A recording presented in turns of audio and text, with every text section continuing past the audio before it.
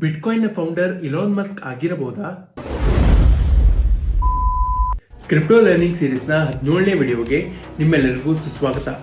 ಇವತ್ತು ನಾವು Elon Musk ಸತೋಶಿ ನಾಕಮೋಟೋ ಎಂದು ಅನುಮಾನಿಸಲು ಇರುವ ಕಾರಣಗಳನ್ನು ತಿಳಿದುಕೊಳ್ಳುವ. 2009ರಲ್ಲಿ ಬಿಟ್ಕಾಯಿನ್ನ ಮೊದಲ ಟ್ರಾನ್ಸಾಕ್ಷನ್ನ IP ಅಡ್ರೆಸ್ ಸ್ಯಾನ್ ಫ್ರಾನ್ಸಿಸ್ಕೋ ಎಂದು ಹೇಳಲಾಗುತ್ತದೆ. ಅದೇ ಸಮಯದಲ್ಲಿ ಇಲಾನ್ ಮಸ್ಕ್ ಸಹ ಅದೇ ಸ್ಥಳದಲ್ಲಿ ವಾಸವಾಗಿದ್ದ. ಎರಡನೆಯದಾಗಿ ಇಲಾನ್ ಮಸ್ಕ್ ಪೇಪಾಲ್ ಅನ್ನು ಲಾಂಚ್ ಮಾಡಿದ್ದ. ಇದು ಸಹ ಡಿಸೆಂಟ್ರಲೈಸ್ ಪೇಮೆಂಟ್ ಗೇಟ್ವೇ ಸಿಸ್ಟಮ್ ಆಗಿದೆ.